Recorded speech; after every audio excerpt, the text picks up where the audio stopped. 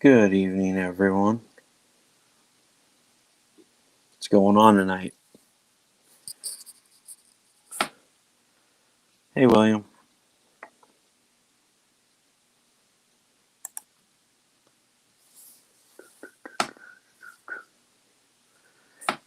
Share out real quick. Give everybody a chance to come in if they're coming in. Let's see.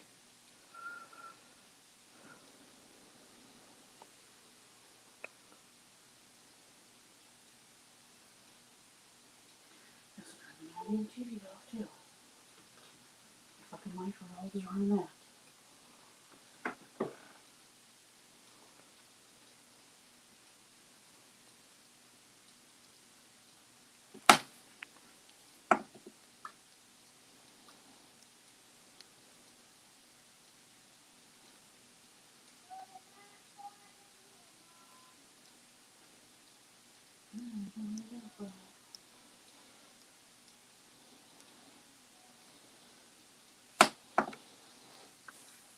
What is going on with the computer?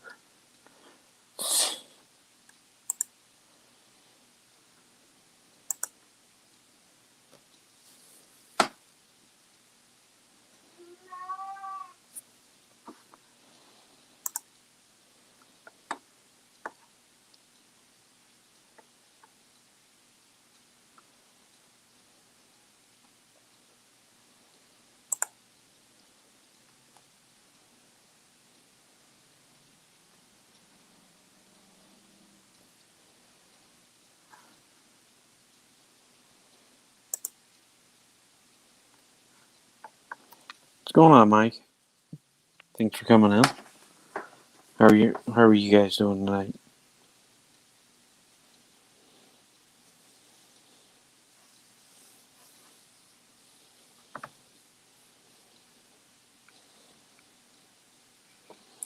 Why is this not loading?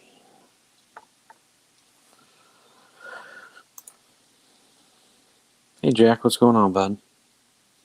Thanks for popping in.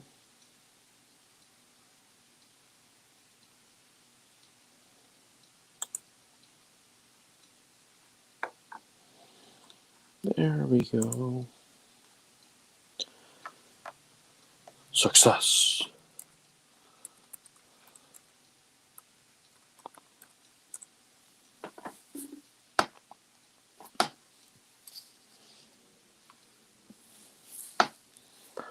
How you doing tonight, Jack?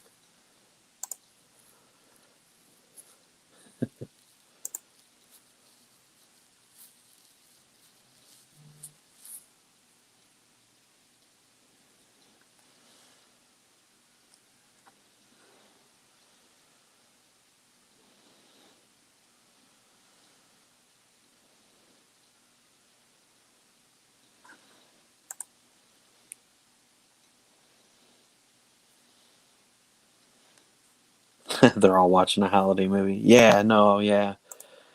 Yeah, I was gonna go live. Running a little late. We've got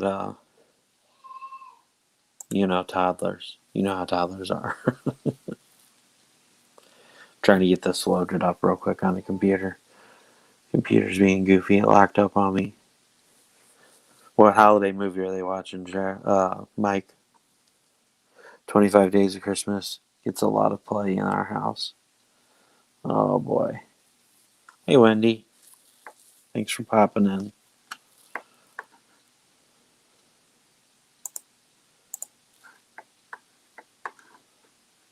See if we can get this to work now since it's shut down on me. Hey Lewis, what's going on, bud?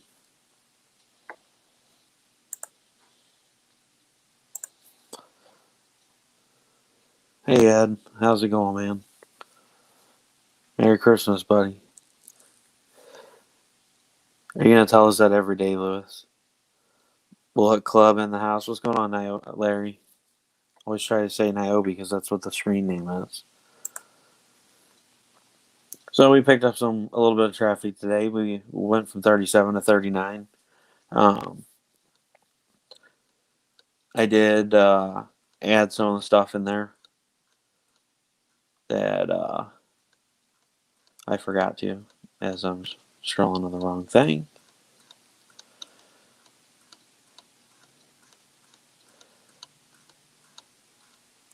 One day we will get there. So we did add the metal bookmark in. So that is live on there now. As the stretch goals, the images are, and then the image for April's metal trading card.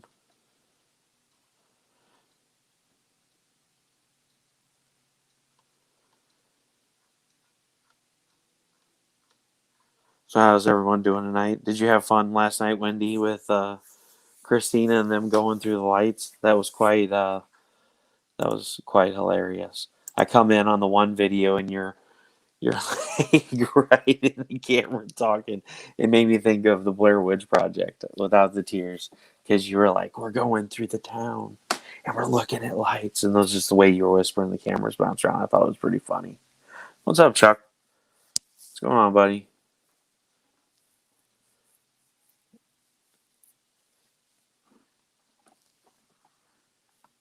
Try sharing out some of the book groups, um, like 8 or 9 of the novel groups, to see if we can try to get anybody in here. And if anybody has any questions or anything, or if you guys just want to come in and BS and talk about crazy stuff, which is usually what ends up happening anyway. We try to come in and talk about stuff and it ends up getting derailed.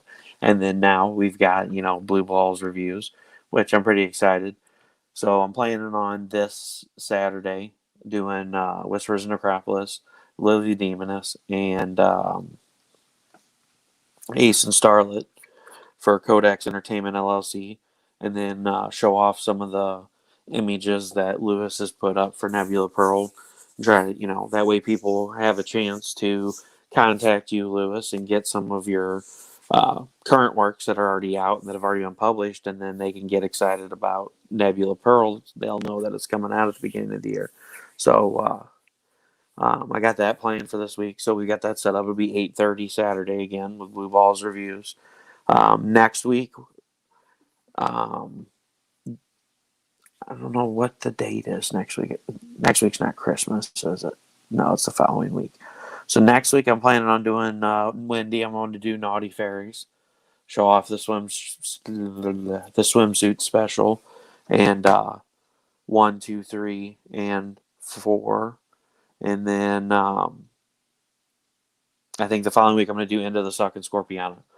So right now I'm just going to do some of the spotlight, some of you guys that we all chat regularly, and hopefully I can start getting a few creators that say, hey, I want you to review my book, and they send me over a digital copy to read or whatever, and that way I can talk about it and what I liked, what I didn't like. So hopefully we'll get the Blue Balls reviews. We can get that going on a weekly basis. But like I said, right now I'm just going to spotlight some of everybody that I know. This week will be Lewis. Next week will do Wendy. The following week will do CB Zane and Michael Shoemaker. Do their books on there. And then after that, I don't really know. I might do a review on Fire Bitch too. So do a review on that. I know they'll be launching Fire Bitch too if they haven't already. I don't know. I've been out of loop. There's been so much stuff going on. I don't think they launched it yet. I think they're waiting until the beginning of the year, if I'm not mistaken. I know they were talking about putting a pre-launch link up. I will look and see if it's live. I do not think that it is. That's a good question.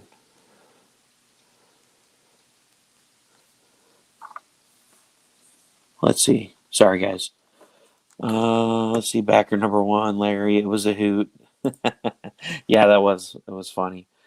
Except for next time, hopefully your self service won't be so bad. It was so jumpy. Like you would be talking, and then all of a sudden it'd be like 3 frames later, and we're looking at a different building. And I'm like, I don't know what they said. I missed all of it. Maybe it was me. I don't know. Yeah, see, I don't know if our Six Flags has done it this year or not. They usually do it, but I don't know if they did the holiday light celebration. They only started doing it. What was it, 2 years ago? Yeah, it was like 2 years ago. Ours just now started doing. But see, we got Santa's Magical Kingdom, which is right next to it. So I guess they were worried about losing money. Nebula Pearl, that's right.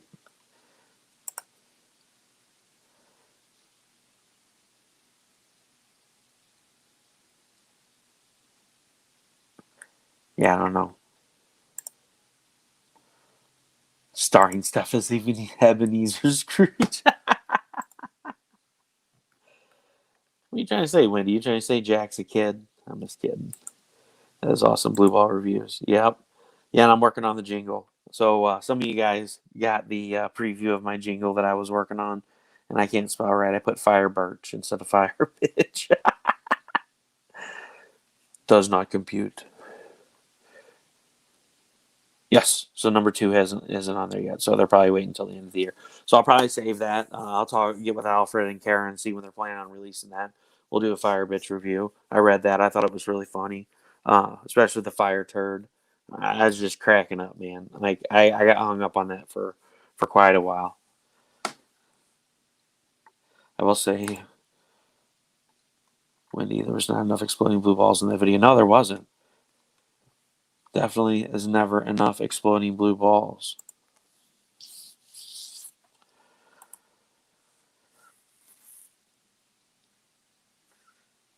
So I guess nobody's going to show up and have any questions. So I will. I guess I'll be ending this kind of early. But like I said, I'll be doing Luis Torres. Anybody that pops in, if somebody else has popped in, I didn't notice them. I'll be doing Luis Torres's books Saturday, covering all 3 of those. Then we'll probably do Wendy's books next week, and then do um, CB Zane's the following week, and then Wendy. I don't know. Probably whenever I get the crossover, or not the crossover, the spinoff. Well, I mean, it is a crossover. Whenever spinoff comics, when I get that, I'll definitely do a review on that and talk about Cyrus and the Mighty Might and all that. The spinoff characters. We'll do a review on that book. I don't know where you guys are at with that, so it might be a month or 2, which is fine. But I'm gonna start queuing on all those. I got Eric Hawkins, Kid Russell, kids like fireworks. Oh yeah, Roderick loves them. That explosion at the beginning of the video for the video, I did that this year for the 4th of July, and I had to edit out the last part of the video because Roderick was running up to it, and Tiffany was just like screaming at the top of her lungs, "No, you don't, Roderick!" Because he loves it. Like he'll get right up on top of it and be like, "Oh, it's gonna blow up, cool!" And it's like, dude, you can't stand so close. And so this year we had Tiffany made shirts for us. It said, mine said lead pyro. If I run, you run. I thought that was pretty funny. And what did Roderick say? Pyro and training. That's right. Roderick said pyro and training. So yeah, he loves the fireworks. He thinks it's hilarious when I blow stuff up. Like, we'll take old toys or old um, toaster ovens, whatever we have. I mean, like I said, one year we did the can bean toilet. The next year I did a Hoover vacuum. There was nothing left. It vaporized. There was like the motor. That was the only thing that didn't vaporize because it was metal. And then we did the toaster oven, which part of that landed on the hood of the truck, and so there's a battle scar on the truck from it. So it's a constant reminder. I should totally upload the video of that because it is freaking hilarious. Zach, my nephew, was right in the transition of puberty, and so his voice was really whiny and it cracked, and so he sounded like a little girl. He's like, "Oh my god!" And he's running because here comes this. I mean, we were behind the truck, so I mean, it wasn't like it was going to hit us, but he was being over dramatic about the situation, and it was just hilarious. And then after that, he's like laughing hysterically, and he's like, "That was awesome." So yeah, the shirt was sort of fun. Um, they were a lot of fun. And I'm talking the explosions that you like with fireworks. So yeah, they love fireworks. They love explosions. Roderick does especially. Um, whenever when Adriana does not like them because everybody around here is a bunch of douchebags, and they will set them off at like 11, 12, 1 o'clock in the morning for the entire week after the 4th of July, every single night. Yeah, the week before and the week after this year. I'm like, where the hell do you guys get all this money? Because I didn't even buy fireworks this year. I had Bomb that I did for the video. I have leftover stuff that I had made last year, and so that's what I used. And I think I had some small firecrackers and stuff. I mean, we went and bought uh, Snap and Pops and firecrackers and tanks and stuff for the kids. We spent like $30. We didn't go all out this year, but yeah, these people around here they had like tons of money. I'm like, it was a week before, and every night at 11:30, boom, boom, boom, and it would wake Adriana. But Roger could be at the window like, "Where are they at, man?" And Adriana's up here crying. Luckily, one night she slept through, and we don't know how because it was like rattling the windows. It was insane. Yeah, we visited Dad at his barbershop last week. Yeah, I cut my own hair because we don't. It's kind of laying funny because I just got out of the shower a little bit ago. But no, I cut it myself.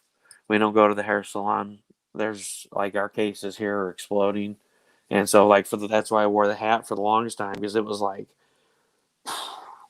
it was like I am on Saturday with uh, Harry Sachs. It was pretty bad, so I was glad to get it cut off, and then I cut Roderick's hair, and it was like 5 days later, he decided to sneak a pair of scissors in his room and he cut like a freaking patch from here back. And it was just like almost completely bald. And then he had another one like right here. And it looked like he had racing stripes. And so I had to buzz cut all of his hair off. And he was super upset. He's like, "You're cutting it all off?" I was like, "Dude, I have to." I'm like, "It's all the way down right here." I'm like, "Unless I cut it all off, you're gonna look goofy." Hey, what's going on, Patrick? So, so yeah, no, the kids love explosions. Sorry, guys, I'm trying to load the video back in here so I can see the comments better. This computer's being goofy tonight. It worked great last night, or the night before last, whatever day it is. Let's see. Right, you just make your own fireworks? Yeah, no, I do. So that's a nice thing. That's why this video is so badass. I mean, eh, the full video. I don't know if I have it on here or not. The actual full video, not in slow motion. I think this is it. Maybe this is it.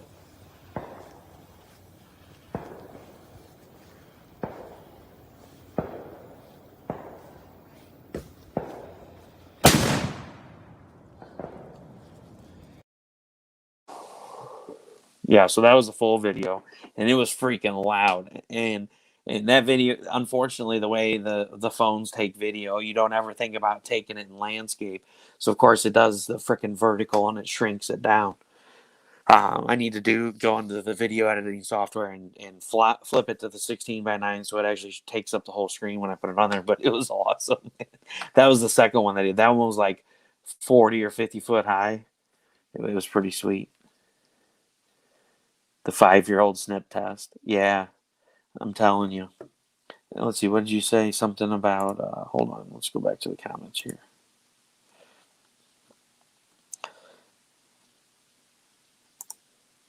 The next video needs to be with you, exploding blue balls of light around you. Yeah, we live in town, so unfortunately we can't make that happen. Like they're Uber, they get Uber butthurt, and then I try not to set anything off around here too because my neighbor next door, both of their kids are autistic, and like even firecrackers set them off into like a frenzy.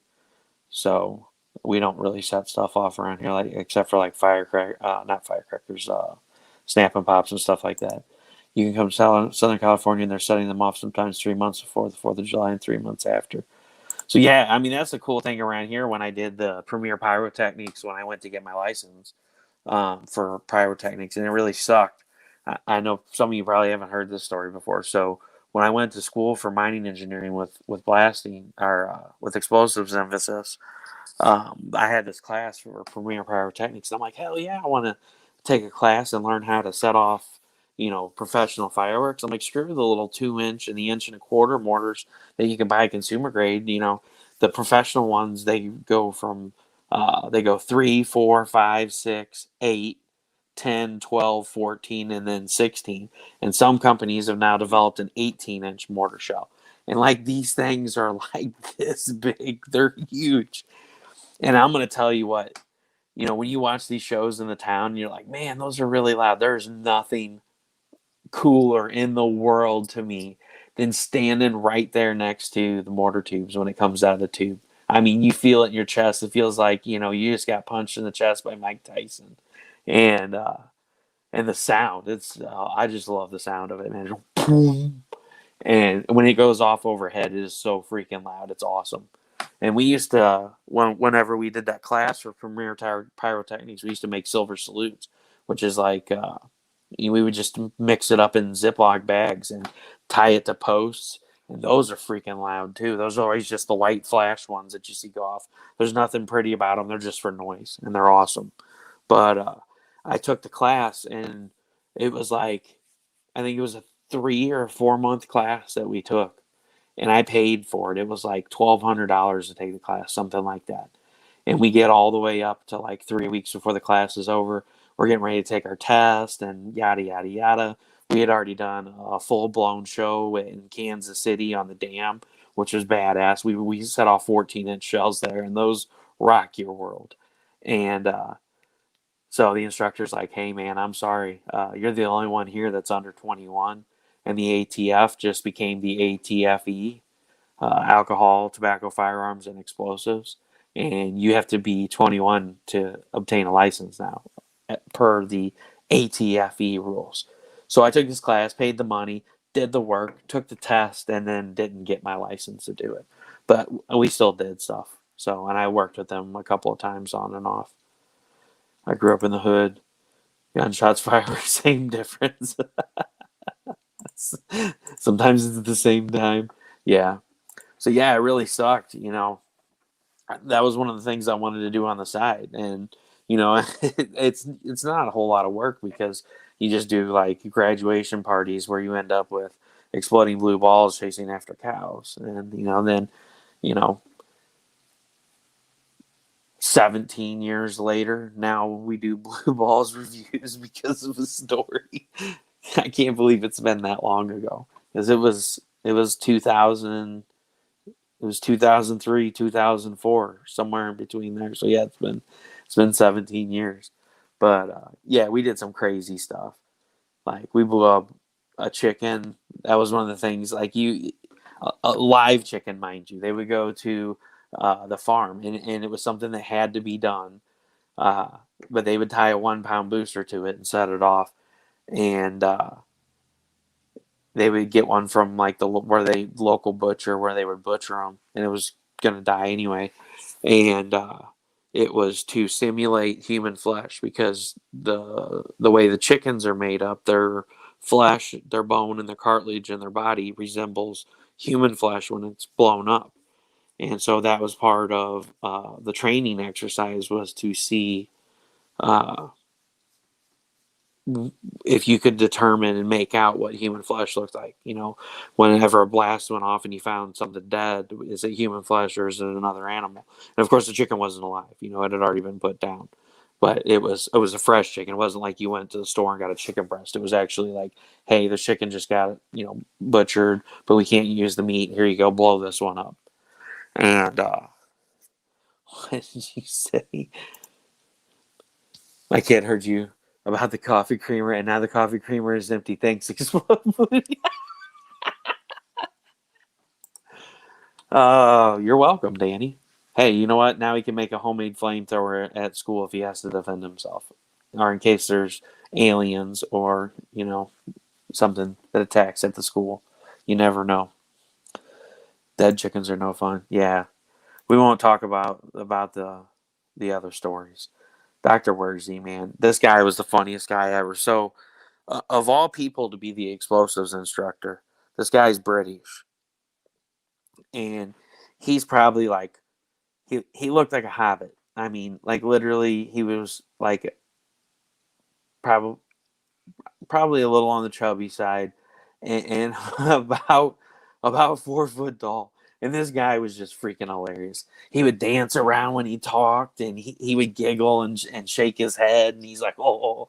You had to be on your toes every minute with this instructor. It was insane. This guy. So Dr. Tian, one of the other blasting professors, I wasn't there. they told the story about how they were at a portal, and Dr. Mercy told Dr. T, and he's like, "Hey, put your fingers in my ear." And Dr. Tian's like, "What?" He's like, "Put your fingers in my ear." So they only had enough electric cable to run out the portal and then to the side of this big opening. So of course it's going to be like a cannon. When that explosion goes off, nothing's going to fly out, but all the sound's going to come out. And they forgot earplugs. And Dr. Tian wants to follow along, and he's like, "Put your fingers in my ears." And so Dr. Tian put his finger in Dr. Worsey's ears, and he hit the button and blasted it. And Dr. Tian, he's like, they were telling the story. He's like, I grabbed my ears, and I was like, "Dr. Worsey, you a very bad man." And oh my gosh, this dude was crazy. Like, he'd be like, "Hey, watch this. We're gonna put a 1 pound booster in a container and drop it in this pond and see how high the water shoots up in the air." So yeah, we had a lot of fun with that, and it really sucked because I really wanted to do it. If I wanted to, I could probably go get it now, but it's not very practical. Because the 4th of July shows, a lot of them do Thanksgiving shows around here, Christmas, and graduation parties. So yeah, we had a blast. Literally, we did all kinds of crazy stuff. Uh, I've got videos of some of the stuff that we did. I'll have to look them up and load them up on here and show you guys. You know.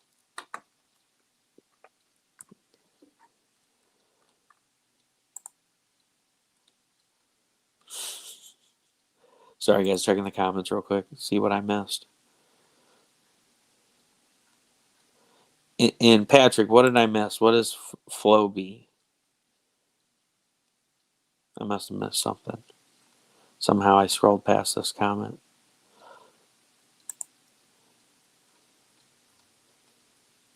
I don't know what that means.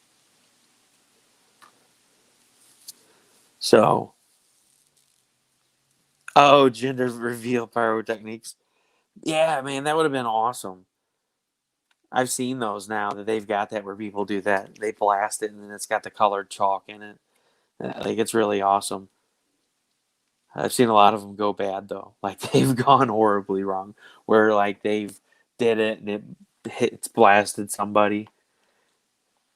I've always wanted to experiment with that those exploding targets until I seen that video where that guy put tannerite underneath the lawnmower and they shot it and it blew the blade off and the blade like decapitated him because he wasn't behind a tree. So then I was like, yeah, maybe it's not so fun to play with stuff like that. Oh, Floby for your haircut. I got you now. Yep, got the buzz cut. So yeah, it was disappointing. I'd like to go back and do it just so I just want to be able to like buy the stuff. Just get a whole bunch of our neighbors and our friends and family members and be like, everybody throw in. We're gonna buy like $3,000 worth of professional fireworks. Like, how badass would that be? Like, screw the town fireworks. Russell's gonna order some 6-inch mortars and we're gonna blow some shit up. That was one of the general reveal parties that caused one of our forest fires here in California. Really? That's insane. Yeah, I hear about all kinds of those going wrong. Or you see the ones where they got it's like a softball and they toss it and you have to hit it, and they smoked the the mom in the freaking head. And I don't mean to laugh because it's not funny, but it is funny. I'm a terrible person when it comes to stuff like that. It's like Adriana the other when I told that story about her. For some reason, she got down from the table and ran around the corner and the stairs to the lower level right there. And like, she's 3 feet from it and she runs around the corner and somehow she fell down the stairs. It's a boy, Callie. Oh, man. And the bad thing is Roderick was laughing too, so it is what it is. What it is. Yeah, I thought of something earlier. I was trying to think of what it was. I thought of a funny. of a funny story that I was going to tell on the next show, and I have no idea what it was. It's been one of those days today. It was absolutely hilarious, and I have no idea what it was now. Gotta love it. So how's everybody's week going so far? It's Tuesday. We made it past Monday. We're almost to hump day. What's going on, Radar? What's happening, buddy? Thanks for joining in. I hope you and the family are doing well. I haven't seen you for a while. You've been kind of ghosting. I hope everything's been all right with the fam. We're just talking about blowing stuff up and fun stuff like that. And gender reveal parties gone wrong.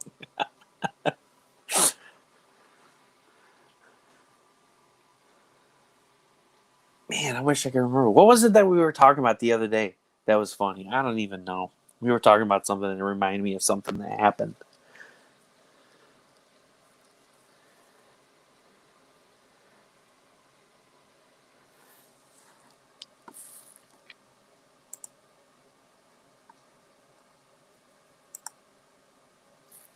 So has everybody got all their Christmas shopping done? I know we don't have hardly anything done. Our stores are pretty much bare on everything again. Too going shopping. We went to go pick up a couple of small things for the kids, and it's been nuts.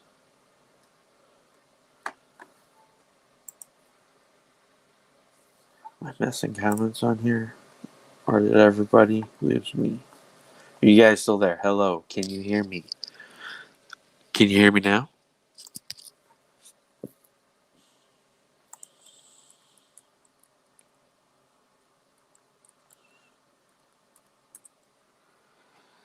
So our family's good, but job hunting sucks. I got laid off about 6 weeks ago. Oh, that sucks, man. I'm sorry to hear that, buddy. How's your daughter doing with the shutdown and everything? I know she was taking it hard there for a while. Hope she's doing better.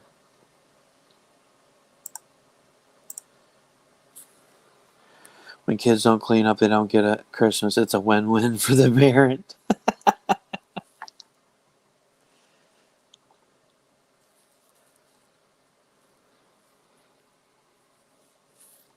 Yeah, no, Radar, you've been off the grid for a while. I was going to message you the other day, and I didn't have service, so I was going to message you sometime this week, see what was going on. Oh, you can hear and see me good. I know there's a 10-second delay, so. So yeah, talking about the campaign, I'll talk about it again for a quick minute. So, my game plan is for this. I know we're in the holidays. We got 8 days to go. 39 backers. We're at 39% of the goal right now. So, go away. I know I'm screen sharing. Um, so, the backup game plan for this is if it doesn't fund and we can't make that last push and get it funded, we're gonna wait until probably February and redo it again. Right now, my game plan is I guess we're just gonna have to cut the art book out. The reason being is that's why the stretch goal was so high. It was to meet the minimum print run for the price I had the art book at and for the price that I had the hardcover book at.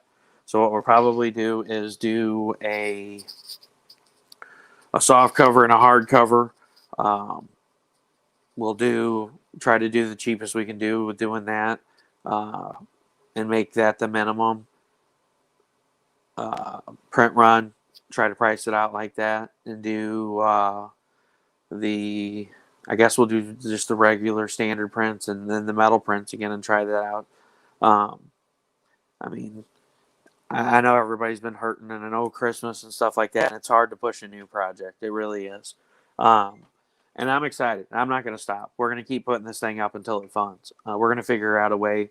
If I have to get a hold of whatever those freaking people are that have the face of Guy Fawkes, anonymous, and I got to take over the airwaves and just do a video and be like, you guys got to read this book because it is awesome. It's a great story. I'm in love with it. I'm proud of it. it's like I sent it to Philip Russert. I was live with him last night. I sent him a copy of it. And I had no qualms about doing it either. It was just like, I love the story, and I've put a lot of heart and soul in it, and made the characters as relatable as they could. I mean, the story's been a lot of fun. I wrote it, like I said, 10 years ago. Roderick was born. Unfortunately, I didn't get to finish writing it because of everything that happened. And I mean, I know I put this stuff in there, but I don't fill in the blanks a lot. It was just, it was hard when Roderick had his open heart surgery, and I was like, oh yeah, I'm gonna work on the book. This will be great. And then yeah, you just can't get in the right mindset. So all it's been 5 years, and a lot has happened in our family. With Roderick having his first open heart, then a cardiac cath, then an open heart.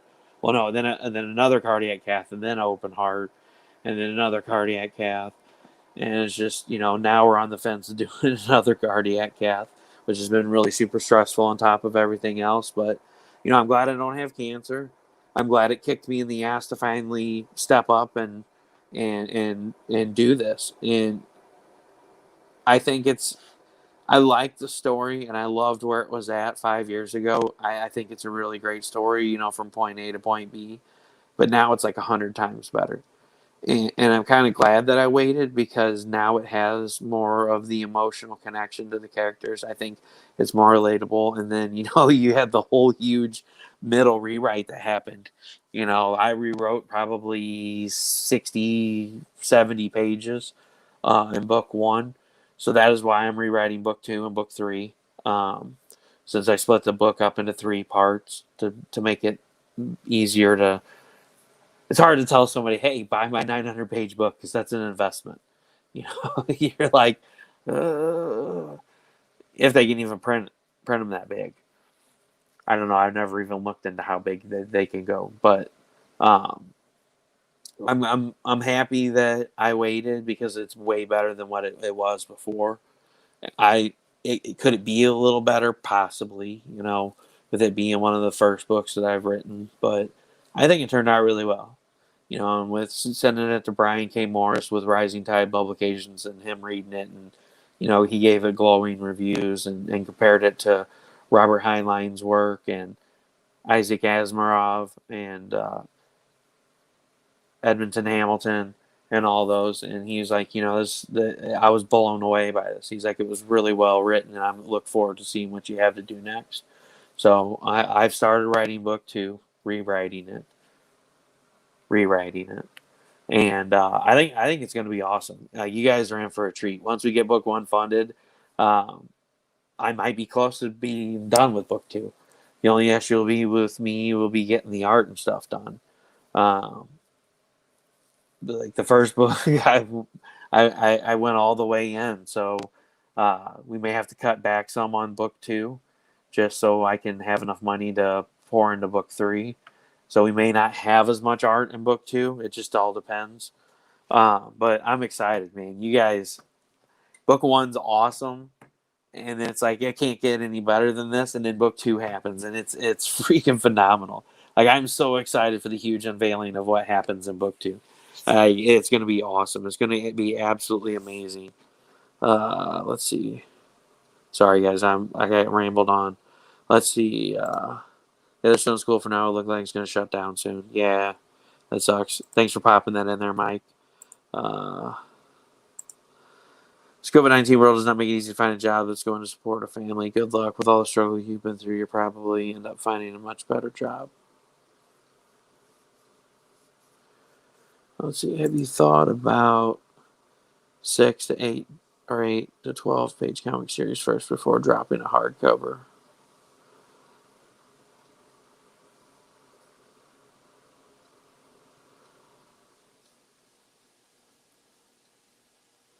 I'm confused, Danny.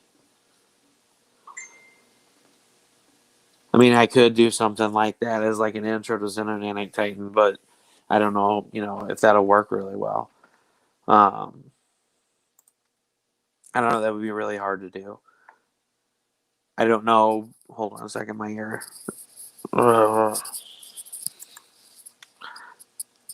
I don't know if that's something that'll be possible or not.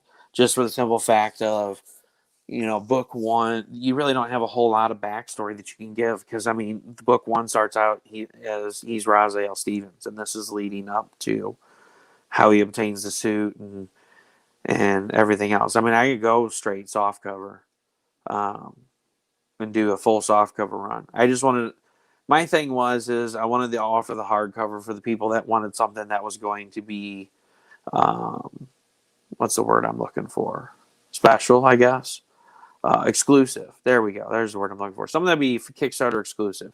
I wanted to be able to offer, for a little bit more, just $10 more, uh, to get the hardcover copy of the book, just for the simple fact that it's never going to be printed that way again. Um, and I wanted to give people, if they wanted to spend the money, the opportunity to be able to get something that nobody else will ever get again. This will be, if we print 67 hardcover books, there's only ever going to be 67 hardcover books of book one, just for the simple fact of, when I start doing my own print runs and I'm able to maintain a print run to be able to sell the book on my website or, on my Facebook author page, you're only going to be able to get it in softcover. And I was even at the point too that, if we hit a certain, uh, I was going to make a stretch goal that they would be numbered exclusive on the covers. That was something that I was looking into with the printing company because, with a novel, it's a lot different than a comic book. It's not as easy for them to offer that kind of customization. I mean, that was part of the problem with trying to figure out a price for the book. So I would find a place and I'm like, oh man, this place has great prices, but they don't offer mixed pages. You either pay for color pages or you pay for black and white pages. You can't buy a black and white book and pay for the 11 colored pages. So that being said, if you had colored pages in your book, they quoted you for full color of the 200 pages of book one, which came out to $38, my cost for 100 books, and that was the price cut at 100 books. So you're talking, if we only did like 30 or 40 books, you're talking it was going to be like $52. I'm like, nope, that's not going to work. Then I looked at another one, and then that one didn't work out, and it was always something. Oh, that you're beyond our maximum page threshold. We can only do 200 pages. Well, mine's over 200 pages with the illustrations and the copyright page and yada yada yada going on. So I'm like, well, this isn't going to work. Um, and then the other issue is I wanted to use the same company for the art book and for the book. So if it ended up happening that we got down to it that shipping just turned to straight shit around here and like packages were taking 2 months to get, the place that I ended up going with is like 11 hours from my house, something like that, round trip. I think is what it was. Wasn't that what I said? It was like 5.5 there and 5.5 back. So I was figuring like 11 hours of traffic, which that's a normal day for me at work anyway. I drive between 11 and 16 hours a day. So it was going to be one of those things, if I got the books printed at the same place and I already got uh, not really proofs of my book. They send you like a proof of their book. Then and each page inside the book's different. It's like, oh, here's the satin finish. Here's the silk text. Here's the thicker paper. Here's the next thickest paper. Here's the next thickest paper. And each page of the book stylizes a different type of printing on the pages. And then you get to the back and it shows, this is this kind of color. This is glossy color. This is satin color. This is the color on the thicker cardstock pages, which is what I was going to go with because there's no bleed through, and it made the art on it looks a lot better. And it was really nice because the other companies didn't offer that. They didn't have something in my hand that I could actually look at and flip to and go, okay, so this is, if I order this kind of paper, this is what the color quality is going to be. And then I flip to the next one, and like the color quality is 10 times better. And it's like, okay, this is what I'll use. I'll use this. It's only like 11 cents more for the color pages. So it ended up being like $1 more for the book, just so you had the higher quality images on it. And so that's why I ended up going with the place I did. Not only did they offer the hardcover option, they offered the option to do mixed media pages where I could have, okay, your book's 208 pages. How many pages of color? Oh, you got 11 pages of color. We're only going to charge you color pages for those 11 pages. and it would ask you what page is color, and you have to put each, okay, 28's color, 56 is color, 72 is color, and that way they knew when they set up the print, how it was laid out, yada yada, blah blah. I'm sure you guys don't care about the technicalities of it, but they were the only place that offered the hardcover with that option and the larger format hardcover to do the art book in. Um, and the art book, the only reason it was so expensive is I was only banking with the $50 of a print run of like 40 books, which is below their minimum. And I was at home one. That was the other problem. So some places 100 is the minimum. You can't go any lower than that, or you go to one and they're like, oh, you can print 10 books, but it's $78 a book. And you're like, holy shit, nobody's going to pay that. So I mean, there's a lot of research going in this, bounced around from company to company, and I would get excited about how much cheaper this company was, and their quality seemed decent, and I was getting to the point that they were going to send me a sample of their product, and then they're like, oh no, we don't offer this. We don't offer a larger format book. And I'm like, okay, well, how am I going to get the art book printed? Like, it wasn't, oh, you had to get it in soft cover or yada yada yada. It was, we don't offer it at all. So it's been a struggle. It has, and people told me not to do the art book, just to do the book, and I had to be bullheaded and be like, people wanted the art book. I would want the art book. It just wound up happening at a bad time. So I'm going to keep pushing it. Hopefully, we can find the hole where all the people are that are looking for one of the best novels they'll read, that they can connect with, and that they can keep on the shelf and be proud of and read to their kids later on. Because I'm really proud of the story. I know Jack's read it. I sent it to Jack. Wendy's read it. Smithers has a copy of it. Heather has a copy of it. I know everybody's been busy and not everybody's had a chance to read it. But I know, Philip, last night we were talking about in the back room, and he's like, dude, I'm blown away by this. He's like, this is really good. He's like, it's really emotional. He's like, and as a father, I can really connect to it and see, the bond, the family bond that's portrayed in the book. And he had a lot of good things to say about it, and and it feels good. It feels good to finally get that creative out of my head and on paper, and to give it to people and hear them say, I really enjoyed this, and it feels good, and it feels good to talk about it. And that's what I'm excited about the most, more than funding the book and getting it in people's hands, is talking to you guys about it and being able to not have to tiptoe around all the, oh, I don't want to spoil anything, I'm afraid to spoil something. Let's see. Max Brooks dropped a little 6 or 8 page black and white comic for World War Z. I met him and got it signed at a con. Well, that's cool. Yeah, and see, there's the problem though. Money. I'd have to find somebody to ink it. I mean, I'm sure you guys don't want like Steph Poole quality art. I would have to pay somebody to ink those pages and do the lettering and then print it, and that's a lot of money. I mean, I'm already. It was $700 to have the book edited, so the book is edited, and it's being edited. The book's done. The editing's done on it. I have the edited copy back. I just had to go through and finish making the changes to it, and and then you figure the 13 pieces of art ended up being like right around $2,600. So I'm about $3,200 deep in the project already. So as far as doing something like that, it's going to be really hard to do. I would have to find somebody that'd be like, hey, I want to help you and let's do this. And, when we get funded, I just, my problem is I like to pay people up front. I don't want to do this. Oh, well, we'll do the Kickstarter, and if it funds, then I'll pay you. And so it would just have to be somebody that would offer it. I'm not going to ask somebody to do that. And then I still wouldn't be comfortable with doing it. We're going to try again. If something happens, we can't find the whole of people that are looking for a badass book to read, we're going to do it again. January rolls around. When everybody starts doing their taxes and getting their tax money back and getting back up on their feet. And if we get another stimulus package to help everybody get back up on their feet, then, at the beginning of the year, they're talking, we're going to get this vaccine and it's going to make things better. We'll see.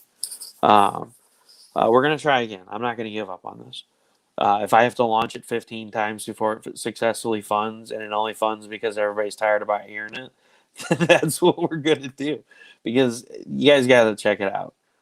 It's great, And like I said, if you go to the Kickstarter, right here at the, here we'll go back. We'll bring it back up again. Right here at the top. Are you gonna share a screen for me, or what? What are we doing here? All right, so yeah, be slow.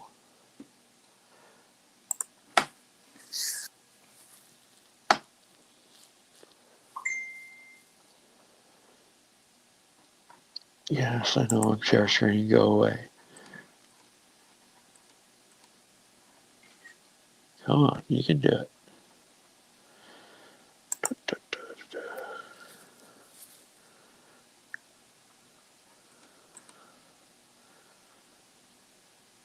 So right here at the very top, underneath the thing, here's your link right here to the Dropbox.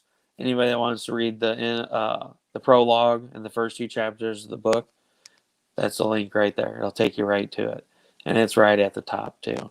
I mean, you have this first paragraph kind of breaking in. Here, let me get rid of this toolbar. You got the story right here, and I mean, boom, you got the link right there at the top. For those of you that came in late, I did add the links for. I'm really excited about this too. We're definitely going to keep this once the book funds. We're still going to do the T-shirt. Um, that's another thing I'm excited about. Steph did and Carrie did a phenomenal job working that in there with me reading a book to Roderick after an open heart surgery, and I'm sitting on Nanite Titan, and you got Sissy at the end of the bed with the get well balloon. It turned out beautiful. I absolutely love it. I'm really excited to do that. I know Steph was too. He was kind of bummed uh, that it wasn't available at the start, but I was worried that everybody was going to back that, and we would hit the goal, and I would have like now I've got 39 people with the books, and then I'm stuck with a $6,000 print run by myself, and I can't do that. So we're definitely going to do the shirt again. It's definitely going to be something that will unlock once the book's funded. It's not going to be a stretch goal. It's just going to be like, hey, we funded. This is now available. And then you'll have the stretch goal, which will be, scroll down a little bit here, the Pete Vasquez metal bookmark with his rendition of Xenonanite Titan. And then Miss April Grady Reyna's rendition of Xenonanite Titan right there in a metal trading card. Which this is just a mock up. I found a blank online. Wendy didn't have any metal blanks to take a picture of for me, so I had to search and search and search and search. And of course, every program I used wouldn't add rounded corners on it because I couldn't get the image to line up with it. So yeah, it took me like 3 days to make this. But there you got the metal image without the rounded corners, so it is what it is, whatever. And so, and I'm kind of bummed. I was really excited about doing the art book just so I could show off, all the artists and the work that they do. I mean, I was really excited about that. Let me drop this out of here real quick. Remove. Thank you. I was really excited about that. To have just like the background of all the people. Wendy, Lewis, or not Lewis. I'm sorry, CB Zane, even at Revis Fournier. I was really excited to be like, hey, their first cover was on Lily the Demoness chapter 4. And that would introduce them to Lewis. That's why I accidentally said Lewis's name. It'd be like, hey, her first cover was on Lily the Demoness chapter 4. It was their very first comic book cover. And, it shed light on Luis Torres and Codex Entertainment LLC and open up another door for people to find Whispers in Necropolis or Lily Demoness or Ace and Starlet. Same thing with Wendy. Wendy's art's phenomenal. I mean, I love it. I have to say for sure, not just because it's my book, that I think it's one of the best pieces of art that I like from Wendy. I mean, I just freaking love it. The explosions are so badass, and I don't know why I fell in love with this one. When Wendy sent this over to me, I think I died for a brief minute, and then I came back just for the explosions. It was that I love it. It's freaking phenomenal. And then you got David Fawcett's piece, which turned out phenomenal. I love the Easter egg of the leg. It'll make sense once you read the story. And then you got Steph, the first ever art piece without boobies. I mean, we'll just come out and say it. Phil was trying to beat around the bush last night. And I was like, no, it's the first piece without boobies. And I'm super excited too. Ed Williams had his very first cover last year for a store exclusive, A Vengeance of Vampirella. And this was going to be, this is going to be, it's not was going to be, it is going to be his very first published book art. And I thank Ed a lot for sitting down with me and doing 16,000 messages over how I wanted the base art to look, because we all know how my art looks. I mean, it's not the greatest. I mean, this is probably one of the best pieces that I did. Not that piece, this piece. Thank you. This is probably one of the best drawings that I've done. And then, of course, you got Steph Poole, which is badass. And so the one I accidentally clicked on, Chris McJunkins, blew me away. I loved it. And it was great. And then this, of course, this was the die cut sticker. Sorry, this is the other stretch goal. This is the die cut sticker that Wendy did, which turned out badass too. I did a couple of test prints of that. Let's see. What am I missing going on in the comments over here? I got to go back to the comments. Hold on. Somebody said something about we're going to find a money tree. My interest is peaked. Let's see, where were we? 8. You have the first edition. Oh, wait, here we go. So just look this way. You'll have the first edition of Russell's first book. Hi, Steph. Rooting for you, man. You know I'll be a supporter. Thanks, Sarah. I really appreciate that. Maybe you should try some of that Monopoly money for that $6,000. I wish, man. You know, find that money tree. And stick figures. Yeah, and stick figures. Thanks, Ed. You have to bring that up all the time. I think the better question for Steph's art, did he use circle templates on Raziel? He did use a circle template. Well, hold on, let me go back to this before we get to what Radar said. If you look, hold on, if you look right there, there's a circle. There's a moon right there. I know you can't really see it well because unfortunately I didn't want to upload the scan in here because I would have StreamYard sucks. You can only upload, I think it was 2, and I think they upped it to 5 megabytes. So I would have to severely alter the picture, downsize it, yada yada yada. Basically, it would look like shit. So I just used like an actual picture. I took a picture of the art because the phone was able to do it and keep it under the threshold that StreamYard allows for upload. I don't know. I have to check and see. Maybe they've upped it again, but they don't do it very often. So yes, wrong side. There we go. There is a circle right there. So he did use a circle template. We can't deny it. Oh, damn it. Yeah, let's see. Go back to the comments here. Yes, Radar, that was Ed's very first cover. That was Vengeance of Vampirella. Was his first comic cover that was ever produced. So yeah, you got Ed's first work, and then if you get the book, you'll have Ed's first book, and it's exciting. You know, I was really excited for Ed.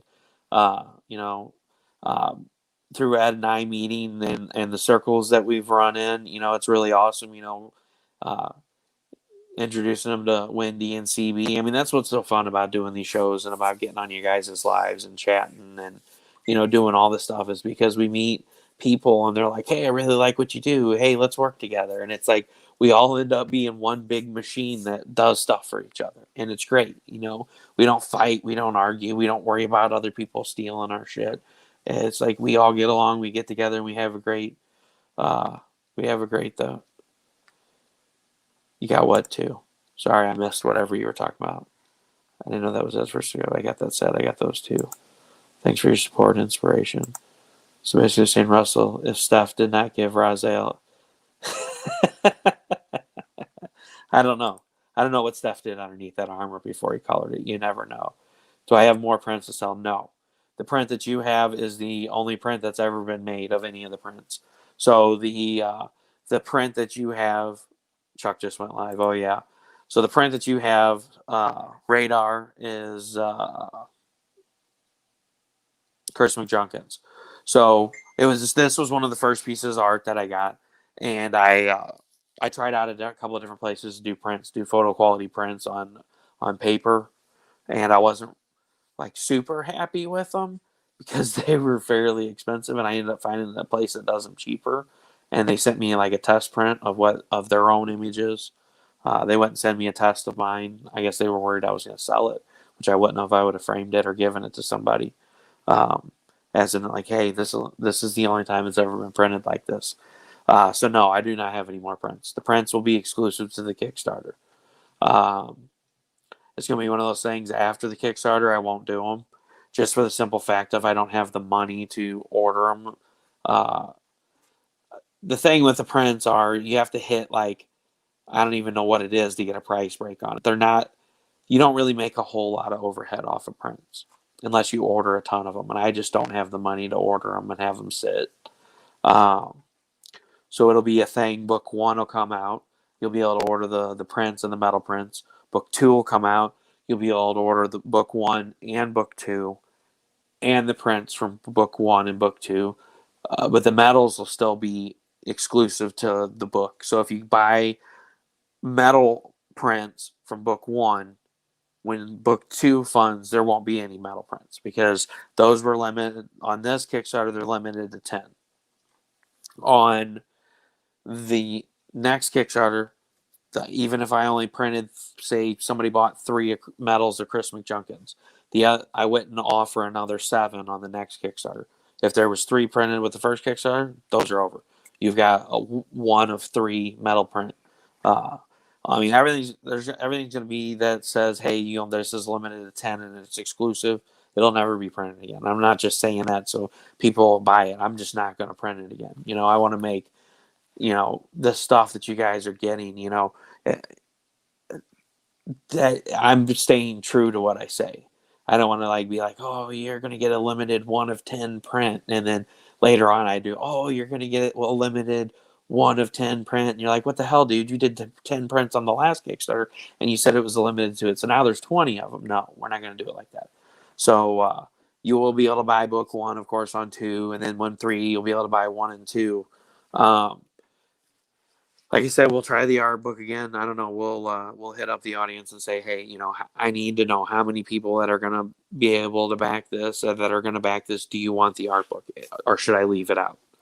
Um, I mean, I'm not gonna ultimately make my decision off of that information. It'll be nice to know out of all of you guys that are hardcore supporters of that, and I really appreciate you guys, supporting me and following me and believing in me with this because it means a lot and it keeps me going. Um,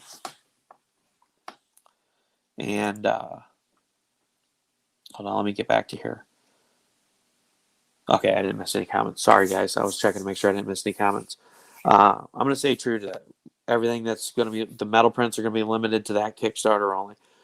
But in book 2, you'll be able to buy paper prints of the art from book 1, if that makes sense to you. So I will still offer, you'll be able to buy a paper print of any of the art that's been done with each book. So when 3, you can get 1, 2, and 3 in paper. You're just not going to be able to get the metal. You only get the metal for book 3's art. Or same vice versa with 2. You're only going to be able to buy metals in the art for that book. I am going to be bringing in a whole new crew of art. You guys know me with the show here on Rustic Explode Studios. I'm all about inspiration. What inspired people to become an artist? What inspired people to write stories? We had Corey Hildeman on Sunday. We talked about Sister Mercy. Yay, I did it again. I said it right.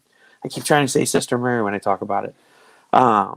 He wrote a whole bunch of prose. He wrote novels and they put them in a box and, he's like, this stuff isn't really cool. Nobody cares. And then, this acquaintance that he had, they met up, they started talking about books. She reads over and she's like, hey, this is badass. I'll draw it. You write the script for it. Let's turn it into a comic book.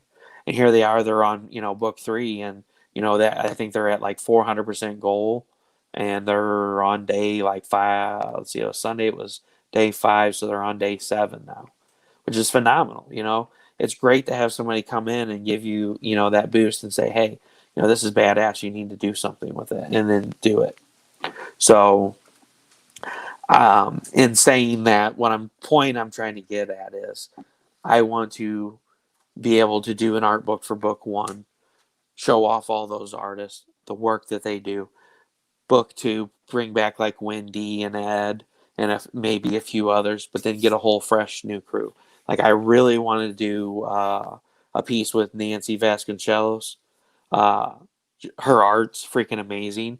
If you do not follow Nancy, you definitely need to go check out her work. Her work is phenomenal. Her Vampirellas are to die for. Like, I was in tears the other day almost because she posted this pencil one. I'm like, I just can't afford to buy anything right now, and I really want this, but I can't do it. And then it sold, so I was good. I was like, well, I can't buy it anyway, so I don't have to be sad about it now. So I want to bring in like Nancy Vasconcelos, uh, Rodney Fike, Sean Forney. I'm going to bring in a new crew and get these guys to give them their part of the book. Say, here's the base art. You've already seen what the base art looks like, and have them do a piece like the guys for this book. How do you see the character in your head reading this piece? What do you think it looks like? Um, and that way I can, get more eyes on these artists. I don't want to just keep beating the same artist into the ground. Not that I don't like the artist or that I had problems with any of the artists. It's just I want to uh, get a further reach for more artists. This is a different medium going into a novel. Alfred Trujillo, Doobie Doobie Doo, did the cover for the book. It was originally wasn't supposed to be the cover. It was just a piece for the book, and that was one of the hardest things, was figuring out which piece to do for the book, because I loved them all and I didn't want anybody to think I didn't like their art or their art wasn't good enough for the cover. And then I started trying to do the mock-up for the cover, and I'm like, this doesn't really fit here. Like, the title covers this, the the name of the book covers this up, and I tinkered around with all of the pieces, and then I put Alfred Trujillo's piece on the cover and added the header and my name, and then the name of the book, and I was like, this just fits perfectly, which I don't think I have it on here. I mean, everybody's probably seen it, so I don't need to show it to you. You've seen it enough. Oh yeah, I do have it on here. Here we go. Boom. I mean, it's not the cover, but it fit perfect. The title at the top, and then the name of the book at the bottom, and then the colors. Then it just popped. So I was like, yeah, this is gonna be it. So I'm gonna bring in a new crew. Like I said, I'll keep Wendy and Ed. I'm thinking about do Nancy, or not Nancy, April did the sketch card. I ended up talking to her and we commissioned this. She's like, I'd like to do a sketch card. So I commissioned this and bought this from her, and I was like, we talked about doing a piece for book 2, and she said she wanted to practice first. So I was like, well, how about I commission you for a sketch card? And I think it turned out badass. I think she did a great job.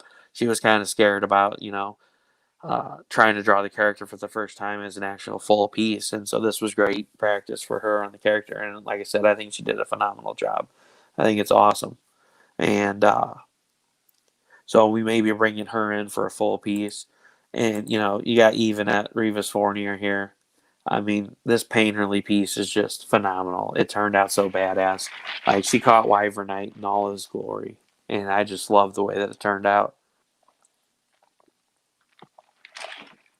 And this piece was another piece that was inspired by her, reading her section of the book.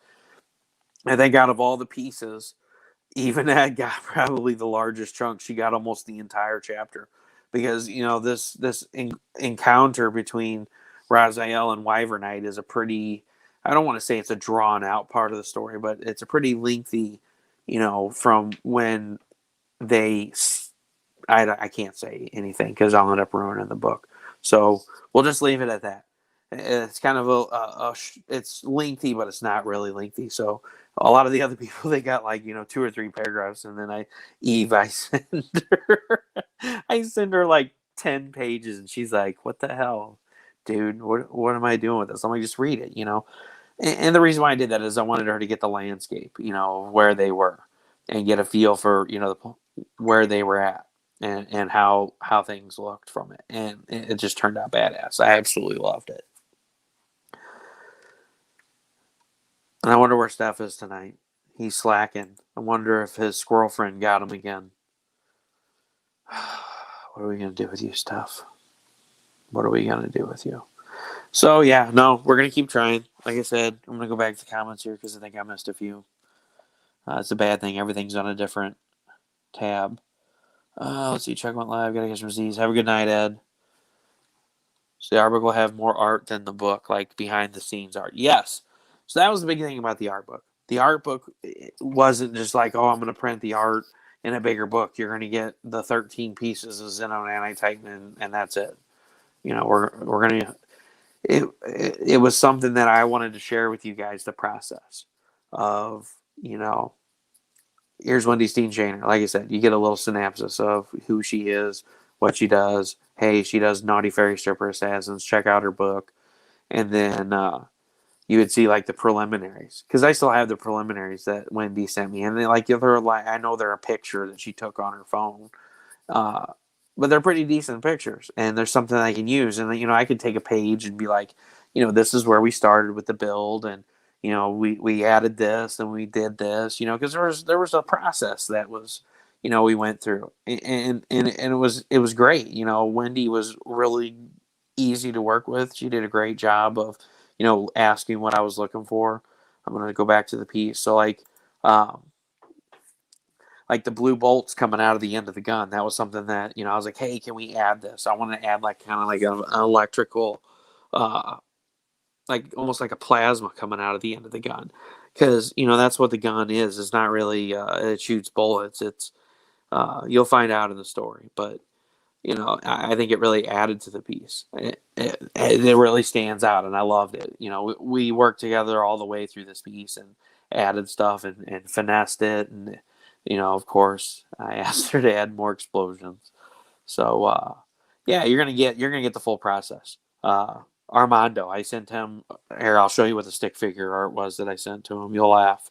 It's pretty funny, and I could show it to you because Ed left, so Ed won't see it and give me crap about it.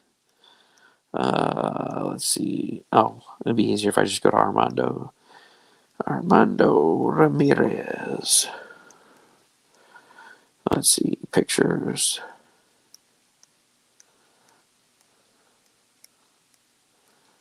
Give me just a second, guys. I'll show you this. You'll get a good kick out of it.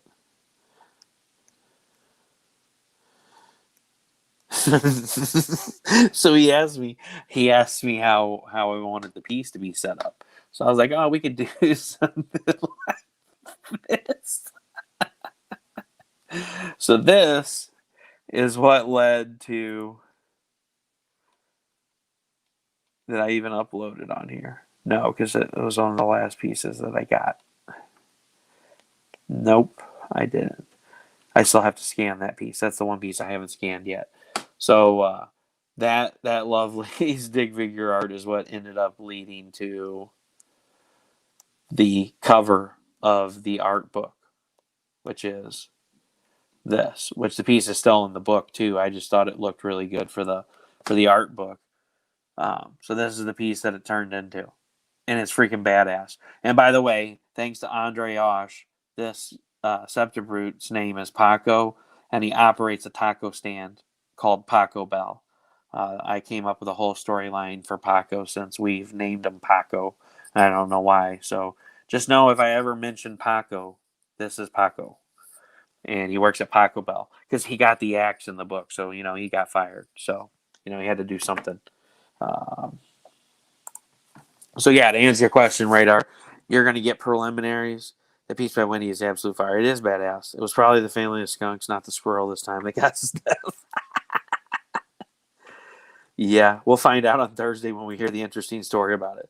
So yeah, going back to your question, Radar. Yeah, you're gonna get preliminaries. You're gonna get my preliminaries. So like for Alfred Trujillo's, you're gonna get the pencils, and then you're gonna whoops, wrong way, guys. Sorry. You're gonna get the pencils, inks, or are we not going to get to it? So, like, you know, here's CBs. You know, CBs like here's what it looks like. What do you think so far? And I'm like, it's phenomenal. And then you've got the colored piece. So you're not gonna see this in the book, but in the art book you're gonna get this um, as a full printed page. So you're gonna get, hey, this is where we start at. And like I said with Alfred's, you're gonna get the pencils, inks, and then the colors. And then let's see, what's one of the other ones? So like Ed's, here's Ed's preliminary. You're going to get this in the book. You're going to see the process that it underwent. And when you look at this piece and I tell you, hey, this is completely colored in colored pencil, it's going to blow your mind. This is all colored pencil. And like when you look at it, it looks like it was painted on there. Like you don't see any lines, you don't see any. It's freaking phenomenal. Ed did a great job with it. I'm super proud of it. And he should be too. I know he left already, but Ed did phenomenal for it. Get your Paco tacos right next to the tentacle sauce. Hey, Carrie Ann, I didn't see you pop in. Sorry. So, yeah, so Radar, like I said, to answer your question, you're going to get preliminaries. Here's Ed's preliminaries. I think I can show you everything in here. Hold on, let me double check. So, yeah, here we go. So, here's Ed's preliminary. And he's like, what do you think? And I'm like, I think it looks good, but we need to add this kind of. Let me scroll up. Dang it. So this is something, behind the scenes. I'm like, we need to add this pattern in there. Let's add a Y pattern into it because it's nanites. And I wanted to give it kind of a hexagonal design. And so, we went from just a standard armor to there you go. He added the hexagonal design. I'm like, yes, I love that. Let's roll with it. So you're going to see that creative process of where did Ed start with and how did we collaborate together and get this piece, or how did we come up with it? You're going to get every bit of that. Like I said, you're going to get, hey, here's the preliminary. What do you think? I love it. Let's add this. Okay, I'll roll with it. What do you think about this? I love it. And then, you go on. So here's another piece you're going to get the preliminaries for. You're going to get the pencils for Chris McJunkin. You're going to get the inks. And that's Wendy's. Sorry, guys, I'm backwards. There's the so the inks that you've seen before. This was like a sketch card size. This wasn't the full size. This was like pencils, inks, and then we went to a full 11 by 17. And he's like, okay, here's the inks. What do you think? And this is a full scanned copy too. This isn't like a picture of it. I have actually. Chris was awesome enough.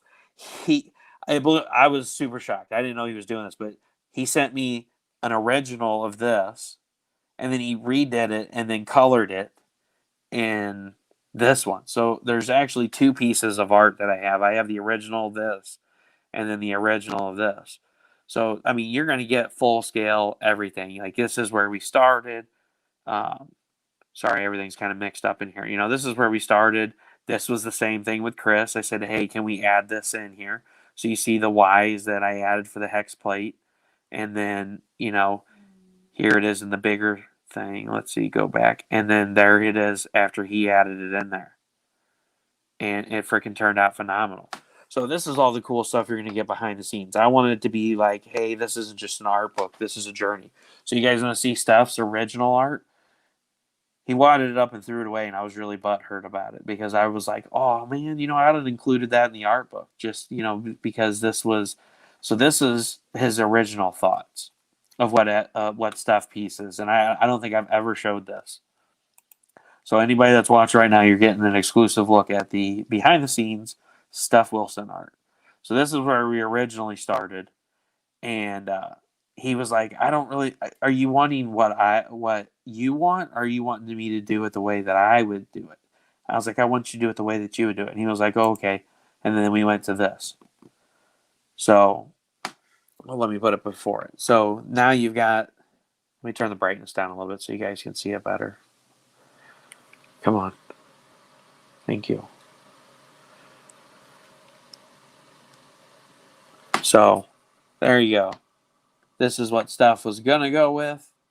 And then there's where Steph ended with. So, I mean, it's two completely different pieces. Completely different. And it's really cool. There was a lot of stuff. And I never told the artist, hey, you need to change this. And then you got Finney's piece. I've got, some of the preliminary pictures that she sent me of that I'm going to include. Uh, you got Jason, so you got his preliminary.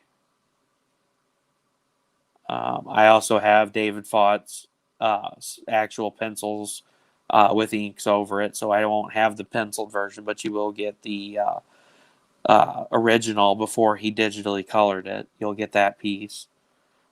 We already talked about that one. I've got the digital of the pencils of that. And then the same thing with CBs. I think we already went over all of these. I don't think there is anymore.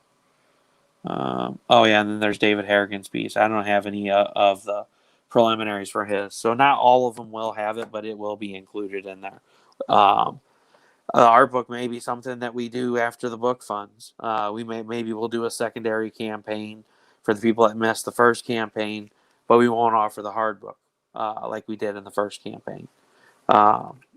Maybe it'll just be all soft cover, and then we'll also do the art book. Sorry, give me a second here. Hey, what's going on, William? Angry artist in the house. Um, now we're just talking shop about the book. So yeah, I mean, like I said, it looks like we're not going to make it. I'm going to try my damnedest to get us there because I know a lot of you guys are excited to read the book.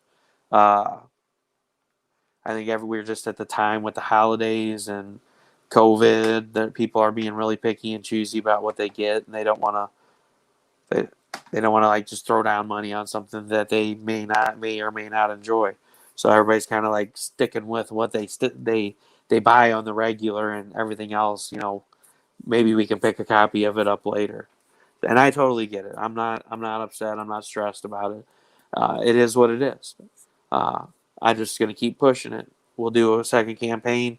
Like I said, we may cut the art book and come back and do the art book at a later time.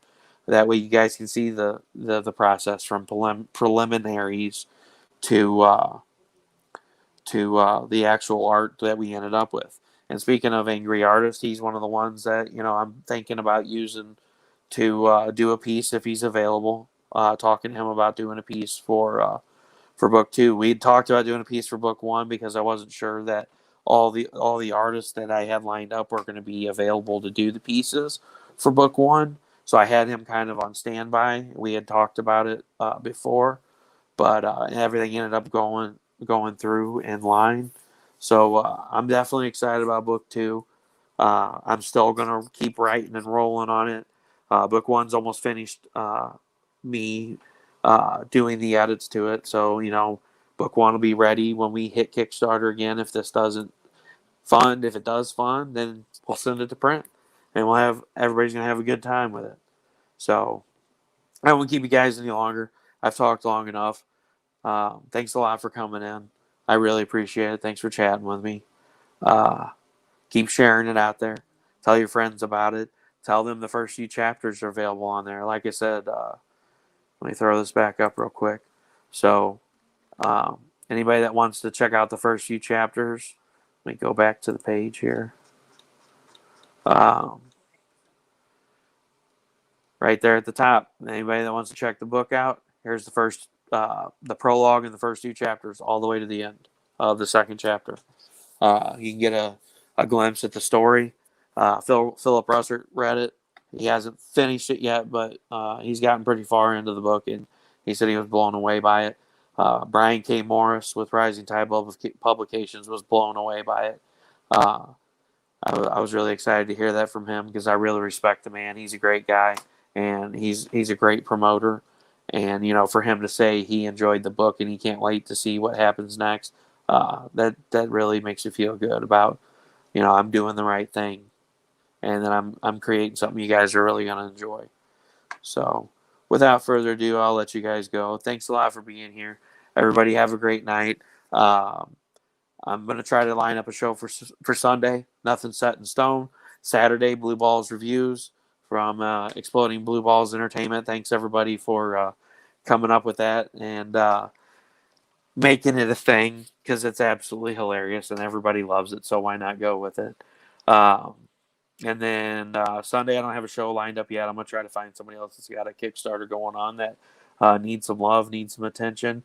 And then Tuesday, we will be live with William Russell, the Angry Artist. So we're going to have him on here. We're going to talk about his inspirations, what inspired him to become an artist, what artists inspired him to want to do comic book art, and, talk about some of the projects that he's done in the past few years with Wendy Steensheiner's Naughty Fairy Stripper Assassins.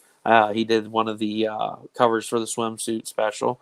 I've got that one, so I'll definitely make sure I pull it out of the archives downstairs and we show that lovely cover off. And then the Cult of Dracula was one of the most recent ones that he did too. There's another one that I'm not familiar with, and I totally I'm messing what it was. It's a really weird word, but I look forward to chatting with him and having him on. So definitely join me. I will be setting up the StreamYard link for that tonight because you have to wait until 7 days exactly. Like I tried setting it up this morning. It was like, it can only be 7 days. I'm like, Tuesday is 7 days from now, dumbass. But it has to be 8 o'clock on Tuesday because it's going to be on 8 o'clock Tuesday. I'm like, how stupid is that? So whatever, technology at its finest. Everybody, have a great night. Have a great hump day tomorrow. Be safe. And I love you guys. Thanks a lot for being here. Thanks for supporting me. I really appreciate it. This has been a fun journey, and I can't wait to finally get this book out there to you guys. Like I said, if we have to do it next year when things settle down and people have more money to buy stuff and they're not struggling to make ends meet, that's what we're gonna do. I'm not gonna give up on it. I'm not gonna give up on you guys. Get artwork from Ryan so you can say Russell Jack. Get out of here with that. You crack me up, dude. So yeah, I love you guys. Thanks a lot. Thanks for being here, Patrick. Thanks, William. Thanks, Radar, Ed, Jack, Patrick, all you guys. Have a great night. Be safe. Russ Explode Studios, projects that'll blow your mind. Have a great night.